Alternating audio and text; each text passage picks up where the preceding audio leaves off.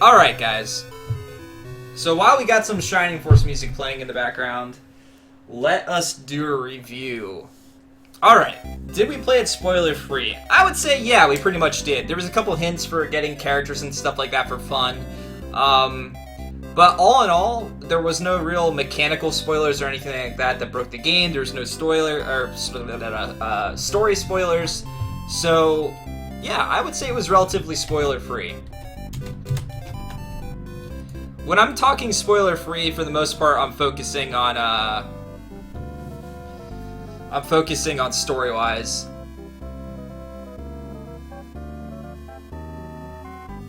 Well, that's fine. I mean, I'll do that then. I didn't get to that point, but whatever. I'll fix that next time.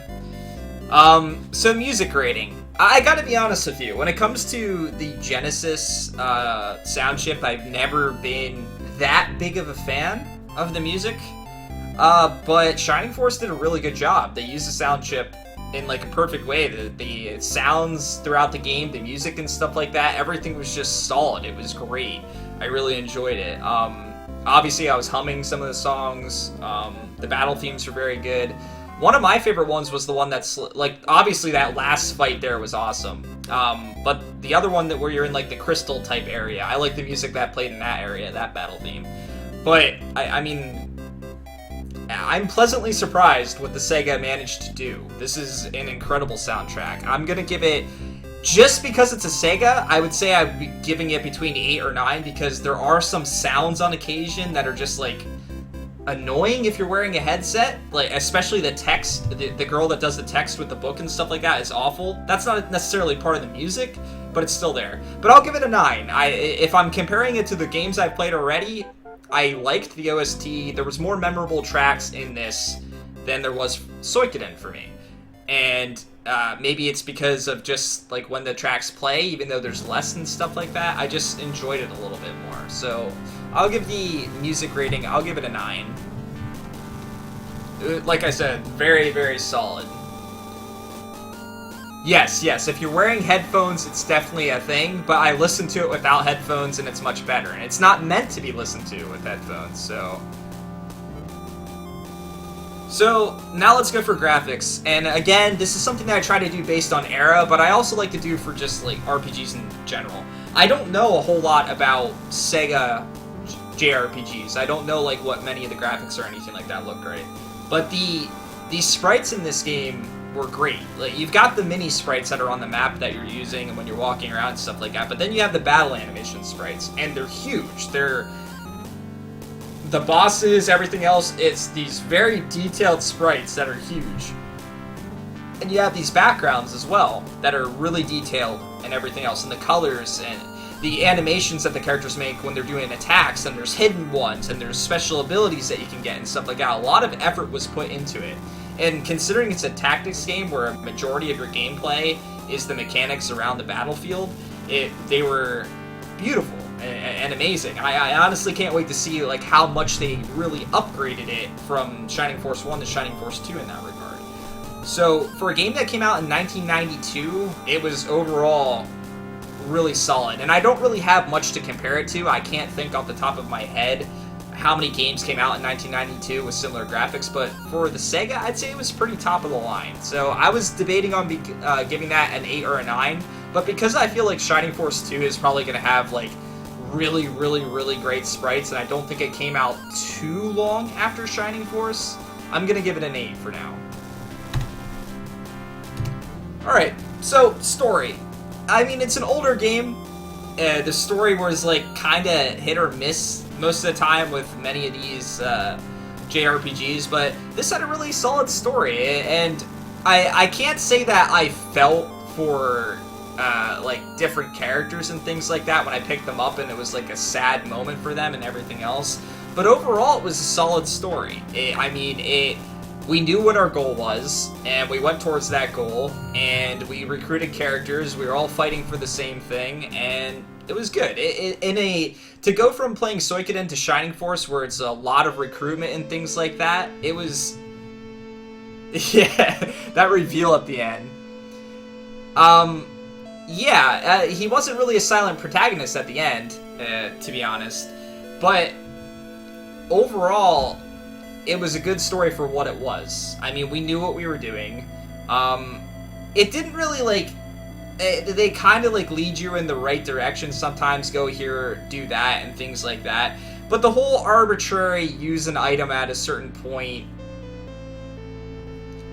you know, this is how you're going to progress type of thing, it's been so overused and oversaturated and things like that. But at the end, I'd say I'd give the story, it's between a 7 and an 8 for me. I'm going to give it a 7.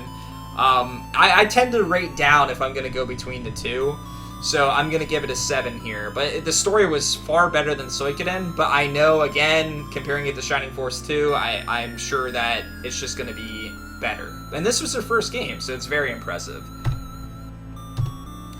Alright, so, mechanics. I had some frustration with this. The mechanics of the game themselves and how you move your characters around, how you attack, all that other type of stuff, fantastic. Very well done for as old of a game as it is. It's a solid tactical game. However, there are so many hidden mechanics in this game. For instance, flying units being really, like,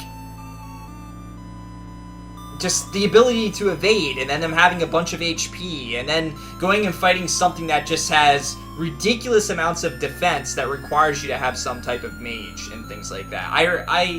The fact that they're trying to keep you using multiple characters and experiencing it and stuff like that, that's fine for me. But there's just too much that you have to learn by doing, and considering, like, well, we'll say this. There's very much room for just getting one shot in this game, which, to be completely honest, it's okay, but it comes out of nowhere. But at least you can go right back to the battle, and it's not too big of a deal.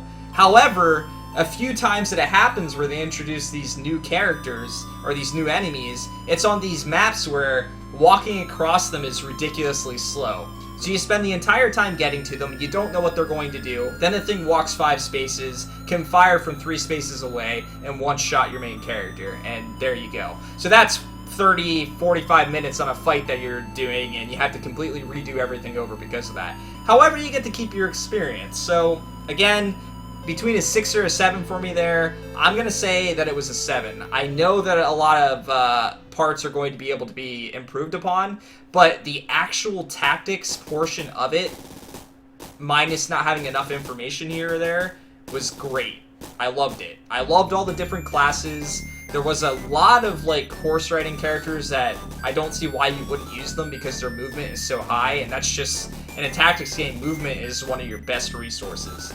I probably should have experimented with characters a little bit more than I did, but I just felt so invested when that promotion happened. When I started promoting my characters and getting that level up became so difficult, I was afraid to test anything else out, to be completely honest. And maybe I shouldn't have been, but because of that, I really stuck with the characters I had, and a lot of them somewhat tapered off and just did not keep up. And a lot of that has to do with the items that you get in the game. The items that you get overall are what really increase your damage. So until you get items for certain characters like lances or axes or things like that, having multiples of those characters is pretty difficult. Having one of each is more of a solid way to go. I just had multiples, in which case I started to fall behind on some characters. But again, for as old as the game was and everything else, it's a solid 7 for me. And like I said, anything above a 5 to me is well above average. It's very good. When you're pushing above 5, there's just so many aspects I like. But to call something a perfect 10 in any regard is going to be really difficult, and I'm very much trying to avoid that if I can. So we'll give that a 7. Now, the grinding rating is something I kind of have to work on. I think I should put a description in here. You didn't really have to grind in the game, but I did. And the increased stats definitely helped. And I didn't grind intentionally. I grinded because I died in a few battles, and then I got some stuff. Is it required? No, I honestly don't think grinding is required at all if you're very resourceful and you pick a good set of characters and you give them the equipment they need and you try to share the experience, which is something you have to do in tactics games like this one. So I'd say the lower the number, the better, but that might not make sense to people. So we're going to switch this around. We're going to say that this was an 8, so we'll say the higher the number, the better on that rating. And we'll give Shining Force a...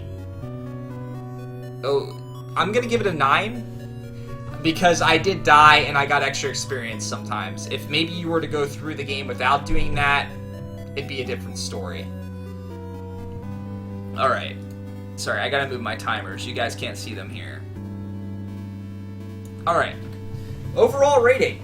Well, you know, I think this is the one that Curdy was waiting for most.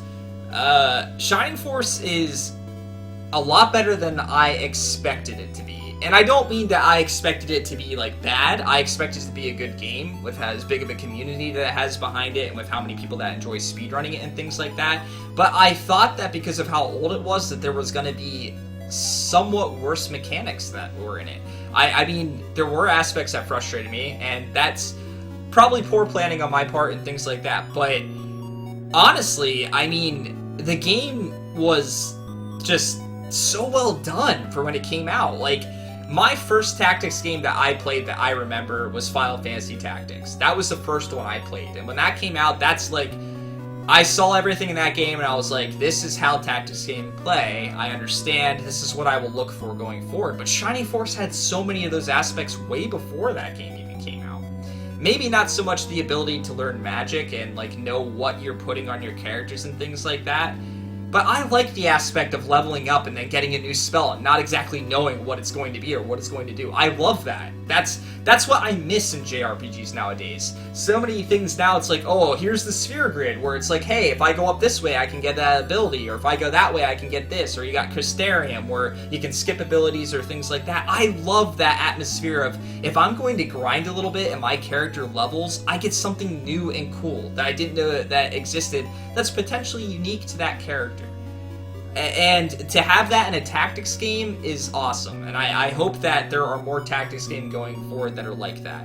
Granted, if you play the game through a second time and you know what characters learn what, it will influence your decisions on what you do, more than likely, especially if things are strong. But I just feel like it gave me what I felt was the roots of what I love of JRPGs, and it was in a tactics game. So I'm gonna give it an 8. I really feel like it deserves an 8. And to me, to give this game an 8 makes me like, if Shining Force 2 is supposed to be so much better than what Shining Force is, then I'm excited to play it. I really am. Alright guys, and that means it's time for you guys to rate this here. Well, before we let you rate it, would I replay this? I want to say that if I were to, like, have it in a portable version or something like that, that I would probably replay it. You know, when I'm sitting around somewhere and just need a little time to sit down and play something. And it does have a port, so yeah, I would say I'd replay this one. And I would recommend it to people, too. And I feel like that's part of, like, my replay value, is to recommend it to other people. So, yes, I would replay this. How many times? I don't know. But I would definitely replay it. Alright, so while I get the straw poll ready, I'm just going to turn the list off.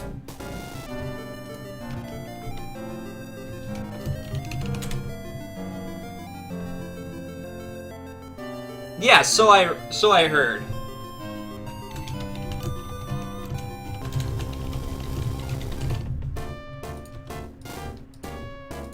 And I know many of you were excited for the raffle, and I'm sure I droned on quite a bit. But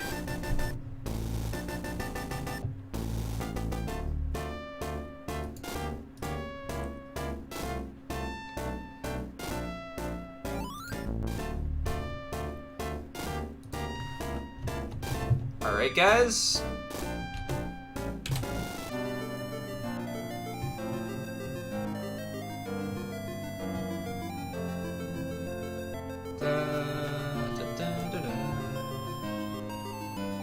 So while you guys are voting, and please partake, if you enjoy this game and you love it, I want your honest opinion of both what you saw me do and what you think about the game. So just give it what you think.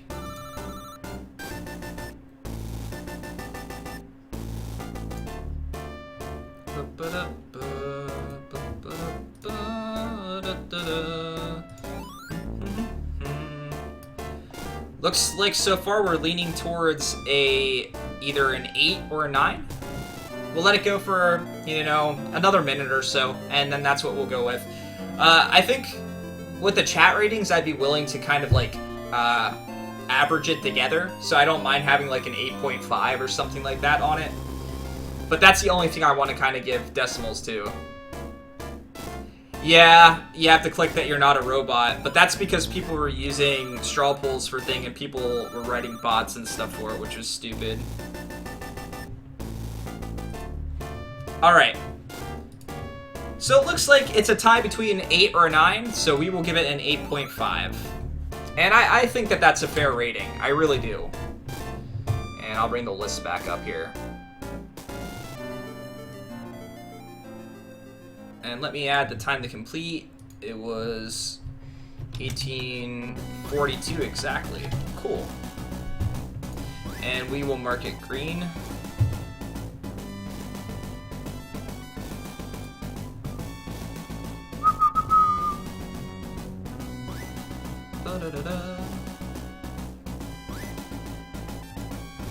Again, I enjoyed that game thoroughly, even though it frustrated me sometimes.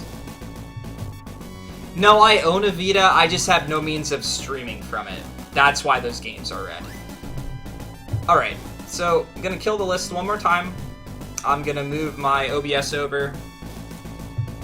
And I'm gonna switch back to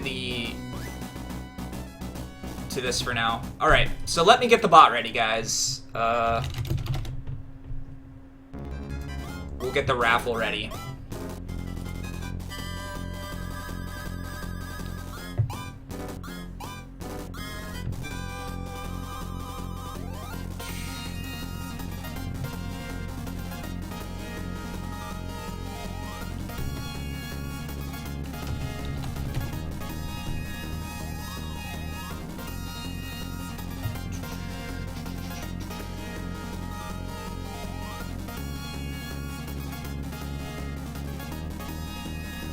Alright, guys. Holy shit, McCurdy.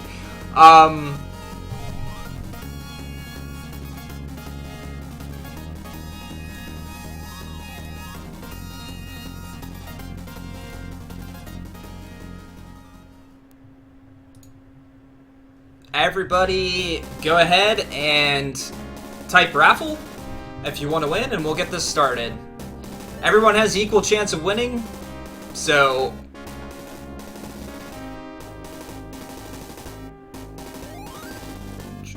we'll make sure everyone gets in.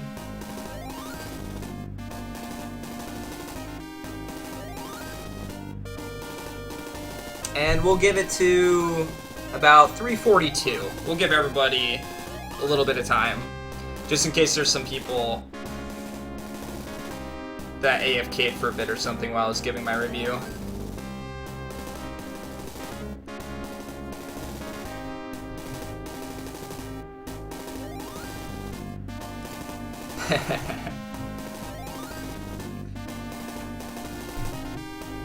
Alright, I think just about everybody that was in chat is here and in and ready to win. So, is everybody ready? Is everybody hype? Alright. This is the second official raffle. Let's see who wins. 3, 2, 1...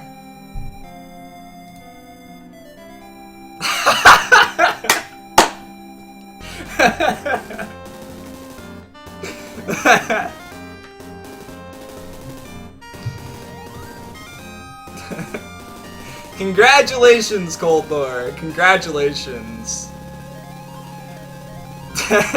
You definitely called it though, Colthor. That's pretty funny.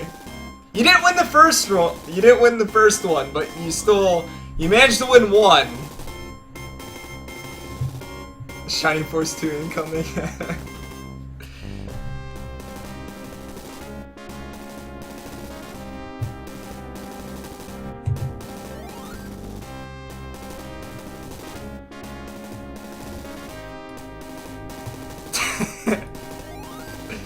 You guys. Alright, what is Kolthor picking? Alright! I do know your pick.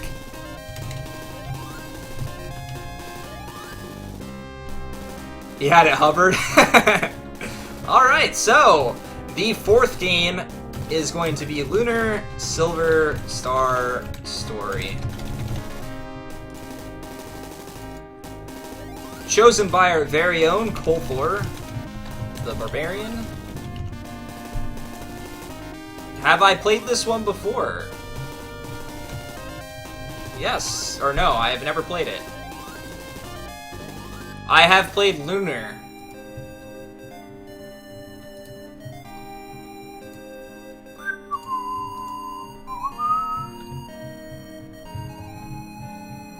Thanks for stopping by.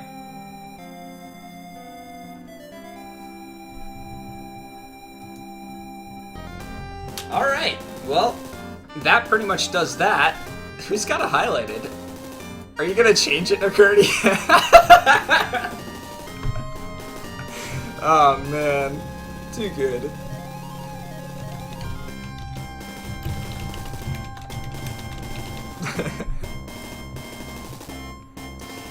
Alright guys, here's what I'm gonna do. I'm going to think about getting some food and stuff like that here, and